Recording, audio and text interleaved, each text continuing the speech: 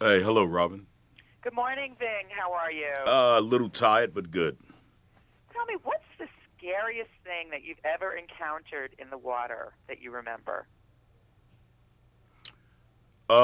Snorkeling the Great Barrier Reef, I saw something that I can't to this day. My mind couldn't relate to what it was. Like if I saw it and I could say, okay, that's a shark, I wouldn't be as afraid. But I saw something that looked prehistoric, and I don't to this day I don't know what it is, and I haven't been snorkeling since. You're kidding. What did Nope. it look like? Um, Kind of a combination of catfish and something with a large head, kind of like oblongish type head.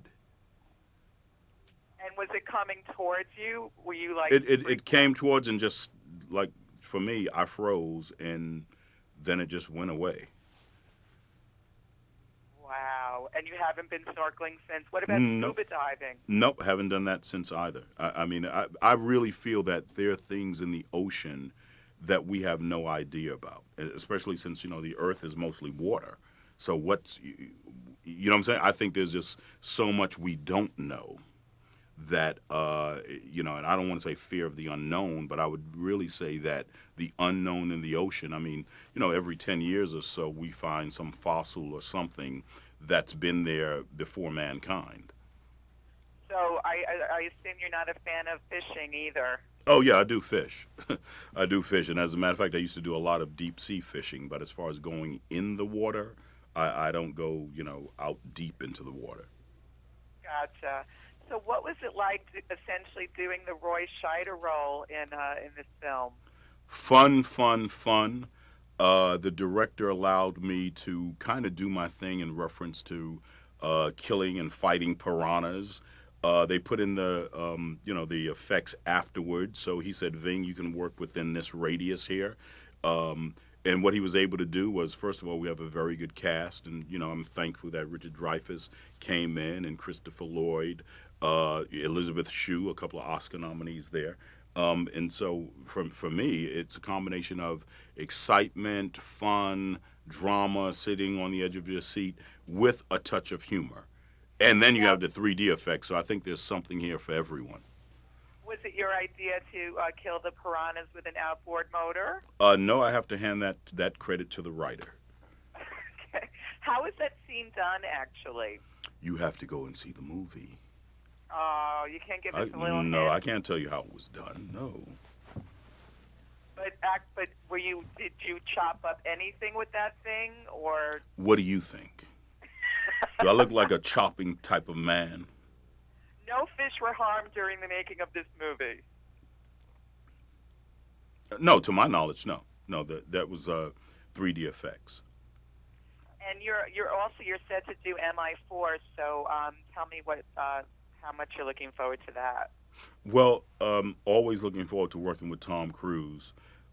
If people really get to know Tom Cruise, honestly, one of the most generous, loving actors I've ever worked with, the loving human beings. I mean, he does things from his heart, and he really wants the world to be a better place for our children, for you and I. And I work with a group kind of called Developing Options, headed by a guy who name is Big U. He did 16 years in prison, and his whole philosophy was if I help create the world or problems in certain neighborhoods. He's from the Rolling 60s neighborhood in Crenshaw in L.A. I have to be part of the solution. So that kind of stuck with me in my life. That really, and so now we're working on a film about the junior black mafia guy named Aaron Jones, who was unjustly given the death penalty. First time in American history, an organized crime member has received the death penalty. So for me, I relate all of these experiences to trying to help make the world a better place for ourselves and our children. Special thanks to Big U and to Tom Cruise. Now, how does all this sort of giving back? How does that reward you personally that you're able to have that luxury? Well, I don't really look at any personal reward. I just look at it as God put me in a position where I can help people.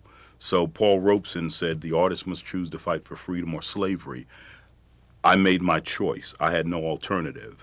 working with inner city youth, especially, and working with Crips and Bloods, and saying that, look, we're really all the same, and when two groups fight each other, there's a third group that profits from it.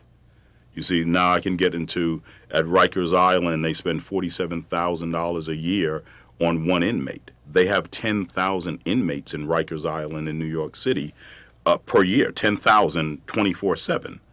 So who are these prisons being built for? Black men are 7% approximately of America's population, with 65% of the prison population. So working with this brother named Big U and working with Crips and Bloods, it's really, I can see the traps that lead a young kid to prison. I can also see how they're building more and more prisons. Hey, if it's 47,000 per inmate, you can make a lot of money, and I don't believe $47,000, all of that is being spent on an inmate who's in a cell most of the time with 3 meals a day of crummy food. Right, right. So you do the math, you see, and I'm trying to keep especially Black and Latino kids away from prison and poor white kids out of prison. Wonderful organization, Ving. Have a great day. Bye bye. Bye bye.